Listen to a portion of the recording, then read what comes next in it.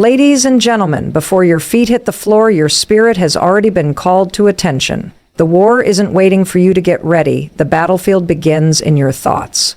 That's why what you say to yourself every morning isn't just motivation, it's warfare. It's alignment. It's setting divine order over your mind, your emotions, your habits, your direction. The first words you speak are seeds, and they grow all day long. The first words you speak in the morning are not casual, they are spiritual instructions. What you release with your mouth begins to set into motion the atmosphere around you. Before the emails, the noise, the opinions, and the pressure, your voice has the power to establish alignment or agreement with fear. It's not just what happens to you during the day that shapes your experience. It's what you choose to declare before the day begins. You are either creating direction or allowing distraction to define the path. When you rise and say, "This is the day the Lord has made, I will rejoice and be glad," you are not quoting a nice phrase. You're setting a spiritual framework that reminds your soul to expect joy no matter the circumstance. In Bible, we are said that those who love life and desire to see good days must keep their tongue from evil and their lips from speaking deceit. That means your life follows the words you allow. Silence is not always safety. Sometimes silence is surrender to the storm. But when you open your mouth and declare truth, even the unseen begins to respond. The first hour of your day is sacred. It is the gateway through which the rest of the day must pass. If you fill it with fear, frustration, and distraction, don't be surprised when your day follows that tone. But when you fill it with bold declarations of truth, heaven, and identity, you don't just change the tone, you change the territory. You begin to command your morning like someone who knows they carry divine authority. You begin to silence doubt before it speaks. You take dominion over the space you walk into, not because of who you are, but because of who you belong to. In Bible, we are said that life and death are in the power of the tongue, and those who love it will eat its fruit. What you speak becomes what you live. When you say, "I am equipped, I am sent, I am not alone," you are not reciting affirmations. You are reminding your spirit to align with heaven's strategy. Words shape your focus, and focus shapes your future. There is no neutral word. Every word is a seed, and every morning is soil. Speak accordingly. There's a voice that speaks louder than anything around you. It's the one inside your mind. Before the world has a chance to speak over your life, your thoughts already begin writing the script. The words you repeat silently have the power to either agree with heaven or to align with fear. And you can't walk in purpose while having a silent agreement with your past. Every thought is a conversation, every thought is an agreement, and every agreement has a direction. If your internal dialogue is constantly rooted in shame, comparison, hesitation, and doubt, then your spirit is being trained to live under the ceiling of fear. But when your thoughts align with truth, identity, and divine promise, then your spirit begins to operate from the foundation of heaven's authority. You don't have to shout it for it to shift your life. The whispers within your own heart hold just as much power because they are the blueprint for your decisions, your responses, and your faith. In Bible, we are said that as a man thinks in his heart, so is he. That means identity is not determined by the opinions of others. It's shaped by the meditations you allow. What you dwell on becomes what you walk in. That's why the enemy doesn't need to destroy you with a visible weapon. He just needs to plant a silent lie and let you repeat it to yourself every day. When you believe you're not ready, not worthy, not qualified, you begin to build a cage with your own thoughts. But the moment you begin to say within yourself, "I am called, I am covered, I am not who I used to be," everything starts to change. Your thoughts become the soil where either fear or faith will grow. That internal agreement decides whether you will stay stuck in cycles or step into breakthrough. In Bible, we are said to be transformed by the renewing of our mind, not the changing of our circumstances. That means change doesn't start around you, it starts inside you. If you want to shift your life, shift your inner dialogue. Speak the truth before you feel it. Think in alignment before you see the results, because your thoughts are not small, they are sacred space. The echo inside your mind is either partnering with heaven's voice or echoing the lies you were never meant to carry. Agreement determines access, and it all begins in the dialogue no one else hears. You don't break spiritual cycles by effort alone, you break them by authority. And authority is released through your mouth. There are moments in life when no breakthrough seems visible, when prayers feel stuck and forward movement feels impossible. That's when most people settle into silence. But silence doesn't shift things. Declaration does. When you open your mouth with faith-filled words, even when you don't feel them, you begin to break the grip of delay and dismantle patterns that have kept you stuck. Faith-filled declarations are not noise. They are spiritual weapons. In Bible, we are said that we overcome by the word of our testimony. That doesn't just mean telling a story from your past. It means speaking into your future as if the promise has already arrived. You don't wait for freedom to speak like you're free. You speak freedom until it manifests. You don't wait for strength to declare power. You speak strength, and the atmosphere begins to respond. There are spiritual cycles that are broken not by striving, but by speaking. Patterns of doubt are shattered when you say, I believe, I trust, I refuse to fear. Generational strongholds lose their grip when you declare, it ends with me, it stops here.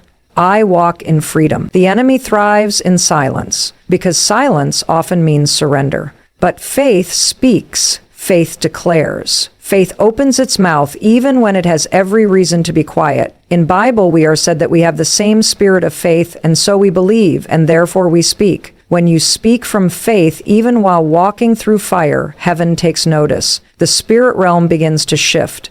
What was once stagnant begins to shake, because declarations aren't just words, they are permission. When you speak God's truth over your life, you give heaven permission to move on your behalf. You're not speaking to hype yourself up, you're speaking to bring alignment between your spirit and your assignment. Stagnation doesn't always come from lack of opportunity. It often comes from agreement with fear. When you start speaking in faith, you disrupt the rhythm of stuck. You send notice to everything that's been trying to keep you in cycles of confusion, delay, and anxiety.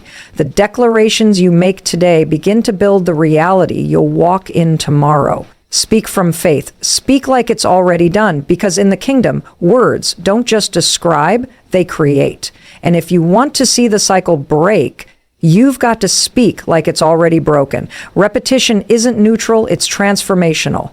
The words you repeat to yourself every day are not just passing thoughts, they're bricks. They are either building a life of purpose or building a prison that buries the very calling God placed inside you. What you say again and again, you start to believe. What you believe, you begin to walk in. And what you walk in becomes the story you live. That's why your daily declarations are never wasted breath.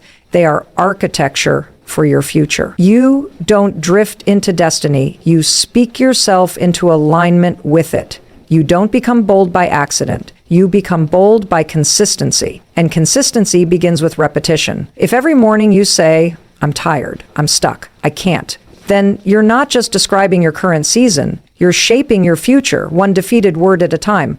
But when you say, I am called, I am covered, I am created for impact, you're laying the foundation for momentum, even when you can't feel it yet. In Bible, we are said that by your words you are justified, and by your words you are condemned. That means your words don't just echo, they either elevate or entrap. God never designed you to live beneath your identity, but if your daily words dig you into a mindset of lack, fear, or smallness, you will bury the very thing you were born to release.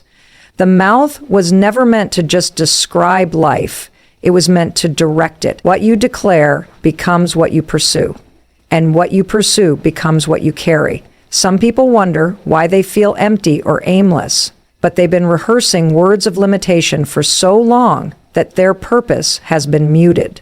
If you keep telling yourself you're not ready, you'll keep waiting.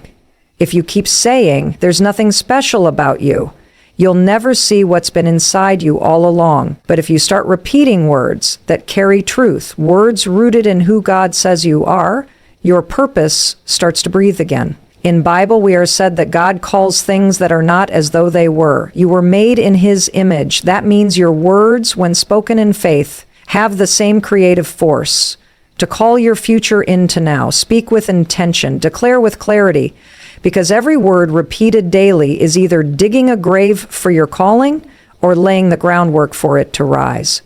You don't stumble into identity. You don't discover who you are by accident, trial, or random emotion. Identity is something that must be spoken intentionally, consistently, and with conviction. The world will hand you 1,000 false labels, but unless you speak the truth of who you really are, you'll start to wear what was never meant for you. You'll drift through life adapting to expectations instead of living in divine purpose. Identity isn't passive, it's prophetic. Every day you're either reinforcing truth or reinforcing confusion. What you say about yourself isn't just self-talk, it's soul formation. The more you repeat, "I'm just getting by," the more you become a version of yourself that was never meant to thrive. But when you begin to declare, "I am set apart, I am chosen, I carry divine authority," everything inside of you begins to align with heaven's blueprint for your life. In Bible, we are said that God formed us in the womb and called us by name. That calling didn't begin when others recognized you. It began when God spoke over you. And now it's your voice that must echo his. Alignment happens when your words, your mindset, and your actions agree with what God has already said. You can't walk in purpose while speaking in contradiction. You can't call yourself unworthy and expect to live like someone anointed. You can't declare fear and expect to walk in courage. Identity requires agreement, and agreement starts with speech. In Bible, we are said that out of the abundance of the heart, the mouth speaks. So what you say daily isn't surface. It reveals the core of what you believe. There is a version of you that is bold, clear, grounded, and full of authority, but you don't get there by waiting. You get there by speaking it into place. When God spoke over creation, he didn't wait for the darkness to clear. He said, "Let there be light," and light responded. You are made in his image. That means when you speak with faith, you don't need the atmosphere to shift first. You shift the atmosphere with your declaration. When you say, "This is who I am, this is what I carry, and I won't live below it," you are not being arrogant. You are stepping into divine agreement. The enemy doesn't attack your past, he attacks your identity, because he knows if you ever speak it and align with it, you become unstoppable. That's why your mouth is your strategy, your confession is your compass. Identity is not discovered in silence. It's spoken loudly, boldly, and daily until everything within you matches everything he already declared. It's not the loudness of your worry that gets heaven's attention. It's the presence of your faith. God doesn't move because you panic. He moves because you trust. In the chaos of life, it's easy to assume that if you cry loud enough, stress hard enough, or fear deeply enough, breakthrough will come. But divine response doesn't come through emotional intensity. It comes through spiritual authority. Faith is the language of heaven. It doesn't shout to be heard. It believes to be seen. Fear has a volume. It screams worst-case scenarios. It echoes the voice of failure and disappointment. But just because fear is loud doesn't mean it has power. In Bible, we are said that without faith it is impossible to please God. That means fear may rattle your soul, but it never moves heaven. Faith does. The moment you choose to believe, not because you feel strong, but because you trust the one who is, something shifts in the realm you cannot see. Faith is not hype. It's not pretending everything is perfect. Faith is choosing to stand in a storm and say, even here, I believe God is working. It's speaking peace when your mind feels chaos. It's declaring provision when your bank account says lack. It's saying, I'm healed while symptoms still linger. You're not lying, you're aligning. In Bible, we are said to walk by faith, not by sight. That means the external facts are not the final authority. Faith calls what is not yet visible into existence. God isn't moved by how much fear you explain. He's moved when you trust his character more than your crisis. That's why when Jesus saw people healed, he often said, your faith has made you whole. Not your tears, not your stress, not your fear, your faith. You can cry in faith, you can be afraid, but still choose faith. But you cannot live in agreement with fear and expect faith's results. So the real question isn't how loud your situation is, it's how deep your trust is. Faith doesn't need perfect conditions to activate. It just needs your yes. It needs your words. It needs your choice to declare what God says, even when everything around you says the opposite. Heaven responds to faith, not volume, not drama, not doubt dressed as realism, but faith that speaks boldly and walks forward anyway. What you say to yourself every morning is more than motivation. It's spiritual alignment. You're not just setting your mood. You're shaping your mindset, your focus, and your future. Every declaration is a seed. Every thought you accept is a door you either open to fear or to faith. When you wake up and speak truth about who God is, who you are, and what you carry, you're not reacting to life, you're leading it. In Bible, we are said that power and life are in the tongue. That means your words are never wasted. They build, they break, they shift atmospheres. Don't let another morning pass where you speak small, think fear, and accept less than what God has written over you. Rise with purpose, speak with fire, and watch your day, your spirit, and your calling rise with you. Because when your voice aligns with heaven, your life begins to move with divine momentum.